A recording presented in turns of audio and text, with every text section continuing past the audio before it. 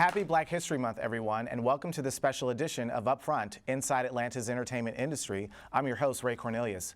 The Alvin Ailey American Dance Theater is returning to the fabulous Fox Theater on February 23rd, and here to talk about the company's exciting new season is Artistic Director, Mr. Robert Battle. Robert, welcome to Clark Atlanta University, and welcome to Upfront. Thank you. Yeah. It's great to be here. So we've known each other for quite some time, Yes. and we were talking about this as you were coming into the building, but this is actually my first time sitting down and having an interview with you. So I feel, really, really blessed right now. Oh, well, thank you. Thank you.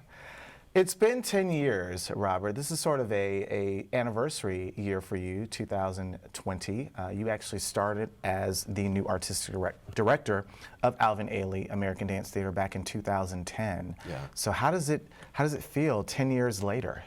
It's amazing. I mean, we don't really call this my 10th year because my first year I was, it's like, when you're, what do they call that? When the president, the year before he starts, you're sort of a lame duck, Yeah. So, but I wasn't a lame duck, Yeah.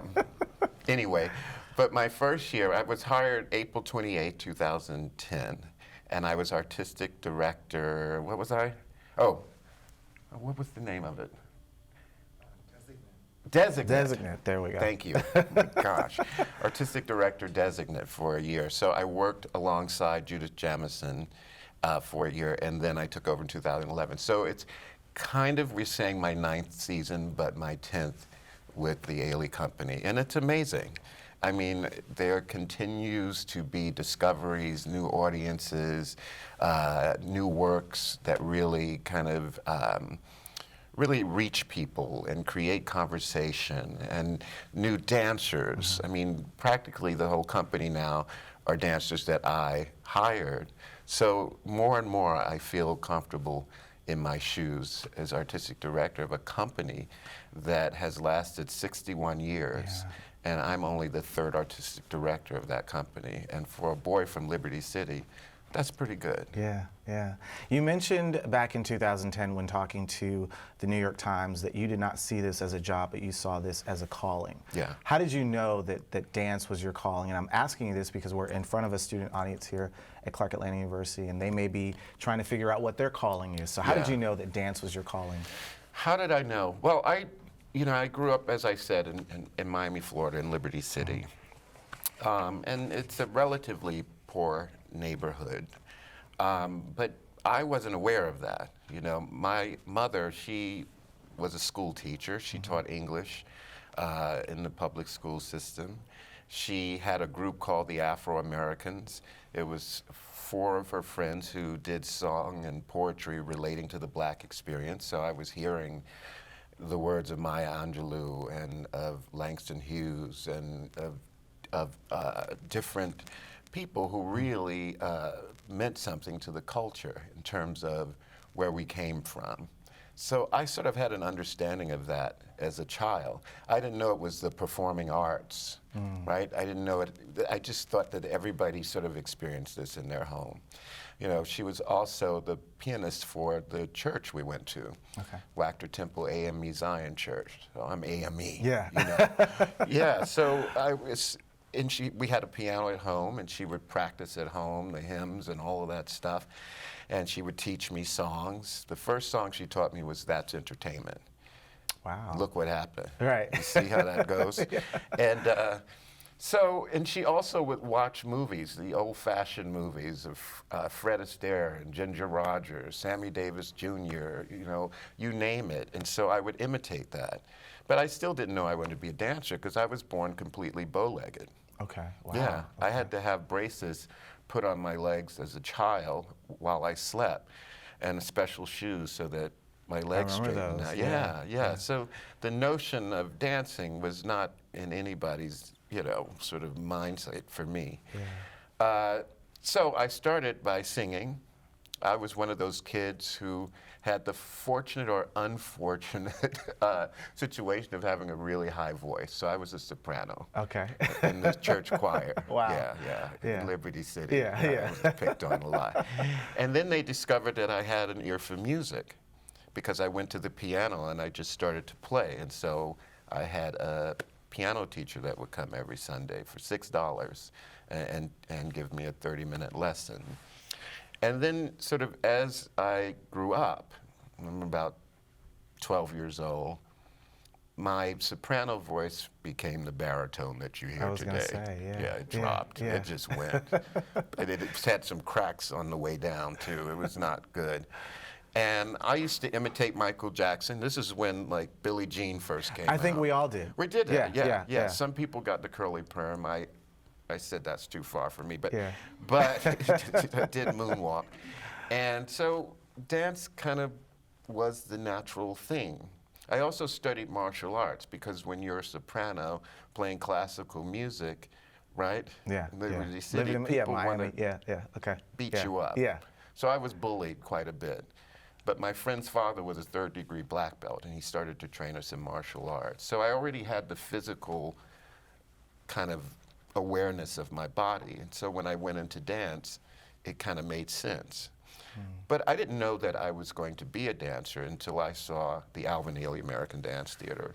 They came to Miami on a tour, and we went to a student performance, all of us bad, noisy kids packed in that theater. And when I saw the Ailey Company and saw people that looked like me, beautiful people, strong people dancing, the men unapologetically dancing with grace and beauty and strength, well, that to me is what I wanted to do. That's when I really knew that I wanted to do that. And so no amount of bullying or naysayers was going to stop me. I mean, by the way, my last name is Battle. Yeah. So Battle I did. And then I got a full scholarship to the Juilliard School in New York City in 1990. And I graduated in 94. That's why you were talking about 1994 when you first saw the company. Yeah. I was graduating from Juilliard and on, but never thinking that that kid that sat in the audience and watched this amazing company would someday become only the third artistic director. Wow. It's really, to me, talk about blessings, right? Yeah. But it's the work. It's being able to see images that look like you on the stage, right? It's really honoring the legacy of Alvin Ailey. You know, I feel, especially standing on his shoulders. One thing that happened is Judith Jamison, who took over the company, she was a legend, obviously, and still is, who hired me. When Alvin Ailey died in 1989, she took over the company for 21 years at his request before he died. And then she chose me. And she said that when she started, people would say, well, what does it mean? You know, those are big shoes to fill. And she said, I never felt I was filling shoes. I was standing on shoulders. And that's what I'm doing. Yeah. Over the last 2 years, did you get to accomplish what you initially had set out and wanted to do as the new artistic director? I did. I have. I feel that I have. You know, somebody might say different, but, you know, we don't know who that is. Yeah. But bless their hearts. But I do feel that I've accomplished what I set out to do. And some of that, it happens organically. You know, when you're in the right place, when you really feel, and that's why I talk about a calling, there are jobs, and then there are callings, right? There is something that you feel that your steps are guided, if you know what I mean. And so if you are being authentic, then you're doing the right thing as a leader, as a director, because there's that inner voice. Now, I happen to call it God. Yeah. People may call it by another name. When I was a kid, I wanted to be a preacher. Why did I want to do that? Well, we had a preacher. He would come once a year. He was the presiding elder, if people really know about church. He wasn't our normal, you know, everyday preacher, who was good. But I was a kid. I was much more interested in going under the pews and crawling around and then getting your mother to pinch you, but not letting the people know that she'd still be smiling and be pinching you like, oh, Sister so-and-so, and you're like, oh my gosh. Yeah. But this presiding elder, Reverend F. Isaac Lowe, he came and he preached. And when I say preached, he jumped over the banister at one point. I mean, it was not just what he was doing, but what he was saying. But there was movement involved. There was this sense of, and it was the first time that I cried in church because I got it. So my grandfather would tape it, and then I would learn the sermon as a little kid. And the only thing missing was that I needed a robe, because what I thought, if you're going to preach, you got to have a robe. So I put on my bathrobe. Okay. Yeah, I think that was strange, but whatever. Yeah. And I would serves its purpose. Yeah, imitate that. And so, in some ways, I never became a preacher, or did I? I feel like in this role that I get to spread the gospel of the Alvin Ailey American Dance Theater and what it means to my culture and to the fabric of the culture of this country and the world. Alvin Ailey always said dance comes from the people and should always be delivered back to the people. And here's a company started in 1958 by a black man in this country on the brink of the civil rights movement, because he didn't see the opportunities and the stories being told about his people on the concert dance stage. And he had the courage to start a company at a time when we were going through similar things that we're going through now in terms of the political and social environment. And this company, 61 years old, has been seen by more than 25 million people, 71 countries, 6 continents. Wow. I mean, and we're still going, yeah? And coming here to Atlanta for over 40 years at the Fabulous Fox and other theaters too, but the Fabulous Fox is, we love that theater. So I'm just giving you all that to go, that if you are walking in your truth, it's amazing what can happen. When we return, Robert Battle will discuss Ailey's new season. You're watching Up Front inside Atlanta's entertainment industry. Stay right here.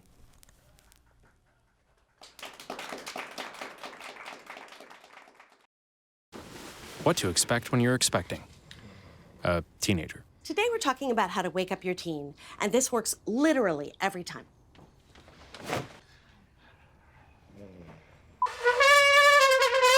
Good kisses. Good kisses. You heard how loud that was. I heard. It wasn't you. It was the... Is that bacon? You don't have to know it all to be a perfect parent. Thousands of teens in foster care will love you just the same.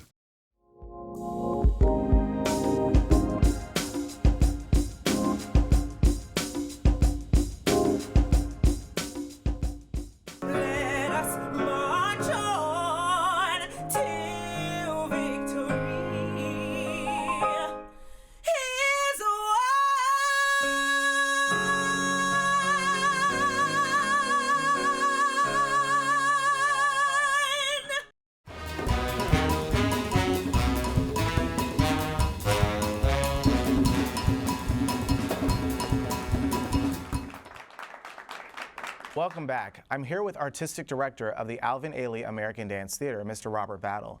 You just witnessed the Ailey dancers performing to An Ounce of Faith, which is one of the company's newest works for the 2019-2020 season. That was some good stuff, Robert. That sort of infused some jazz, some swing, a lot of movement. Can we talk about that particular piece? Yeah, Darrell Moultrie, Ounce of Faith. It really had to do with what I've kind of been talking about in terms of not only faith in oneself, but, you know, I come from a community where everybody was your aunt and uncle. You know, everybody, every teacher was sort of invested in you, you know, and sort of your future. And so for Darrell Moultrie, this work, which is a beautiful dance, it was really, Ounce of Faith has to do with a teacher of his when he was a young student. And so his notion is that if somebody has even an ounce of faith in you, that can change the course of your direction, right? And he, as a kid, he grew up in New York City. One of the rare people in New York City that's actually from New York City. And he would come and see the company at City Center and come and see, you know, the students that were invited to see a rehearsal. And when you come to see a rehearsal there, oftentimes in New York, at City Center, the directors, Judith Jamison, our associate artistic director at the time, Masazumi Chaya, whomever the rehearsal director, they're sitting on stage sort of directing. So it's not like, you know, that it's just sort of a performance, but you're seeing the process. And he said that he would sit way up sort of in the balcony and look and say, someday I want to sit in one of those seats. Wow. And so I've known him for a long time. He went to Juilliard. He's younger than I, so we were there at the same time. And I invited him to finally do a work for the company, so it was like a dream come true. And so he wanted to honor those people that inspired him. So that's what Ounce of Faith really is about. It starts with Lift Every Voice and Sing, as we know that is known as the Negro anthem, as they say. Yeah. You know what I'm saying. Yeah.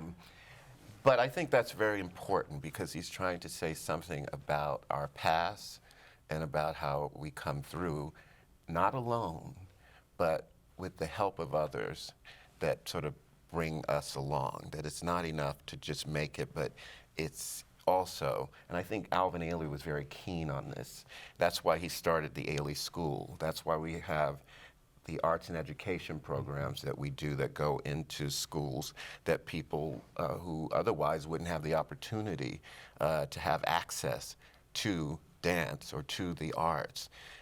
We have many different programs, and one of the last ones was Ailey Camp, which is a summer day program for at-risk youth. They do that here. Yeah. And so all of these things, I think, was an effort to say that I know what it feels like to be left out. And I'm not going to only get myself in and close the door behind me, but I'm going to bring as many people along with me. So Ounce of Faith really kind of looks at that in a beautiful and exciting way. Yeah. Another new work that I think everyone is really excited about is Greenwood. Yes. And that focuses on the 1921 Tulsa massacre. Not really, you know, you've changed the term from race riot to race massacre. Yeah. And that is being choreographed by the amazing Mr. Donald Byrd. How did that project come to you? Well, Donald Byrd is a genius of a choreographer. When he first started to choreograph, Alvin Ailey saw something in his work and invited him to do work on the company, Judith Jamison, so and so and so. So he's a part of the company, right? Because it's a repertory company. But he's a griot. He's a storyteller. And he's blunt. And he says it like it is. He does. And I thought in times like these, we need the arts to say it like it is. We need it to be a true reflection of what is going on in our world, in our country. And I knew that he was the man to do it, Donald Byrd. I really respect him. And he wanted to do a work about Greenwood. I had never heard of the story, but that's partly because a lot of these stories and these massacres and these atrocities were left out of the history books. It's the miseducation, if I can quote Lauryn Hill. Right? And so it was wonderful to me once I got to know what it was about that we were going to look at that in this work because it does have some sort of connection to the threat that we're under today, right, in our current political environment, where the truth is threatened daily, right? Right. And so this work kind of really is quite powerful. It's part of the reason that this company is so important. And I have to tell that to young people, that this is about you. And to not think of it as something that happened a long time ago. And this is where we get in the trick bag, when we don't go and vote and we don't, you know, where people have been beaten and killed to give us that right. Well, this work, to me, expresses the urgency of now, Greenwood. Because if you don't think that that history can be repeated, then you're quite naive. I mean, it's happening now. It is. When you think of gentrification, when you think of how the African American community is being displaced in a lot of our major cities, it's no different than when they basically came in and destroyed what was considered Black Wall Street. Yes. So it's already happening. Yes. Yeah. And so I think these works are important. Alvin Ailey wanted to hold a mirror to society so that people ultimately could see how beautiful they are. But he wasn't afraid of the dark, right? Knowing that if you illuminate some of these stories, that it could possibly not just entertain, but to educate and inform. And I think sometimes people see it as, oh, this is just fun to go and watch. You might learn something, right? And that's what's incredible about people like Donald Byrd. You know, in the end of the work, we're in the whole community, and there's dancers that represent a family, but that represents the whole community of people that were massacred, that were sort of killed or maimed, destroyed. But at the end, there's one person that survives. And I think that's important to understand about where we come from. In some ways, the reason that one person survives is so that they can live to tell the story. And so the storytelling is really vital to our survival. And that's the message of Greenwood. And in some ways, when we think about the horror that we're experiencing, in my opinion, a good friend of mine who's a preacher, she's a theologian, you know, she's Reverend Ebony Marshall Turman. She was talking about her love of horror films. And she was talking about, when I think about Greenwood, she was talking about the fact that the reason she likes him is not because of the plot, because the plot is usually like this. The acting in some horror films is usually like this. And all of that. She said that what she loves is that there's always a survival in most horror films. And so that we all run toward the monster, toward the demon, knowing that we may not survive, but somebody will. And that's important to know about your ancestors and where you come from. So Greenwood, to me, really speaks to all of that. More with Robert Battle after the break.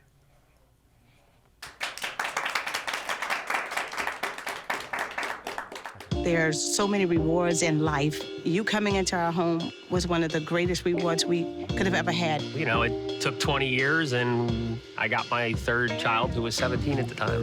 It's so cool to watch the adult that you've become, and you really have done as much for us as you think we've done for you.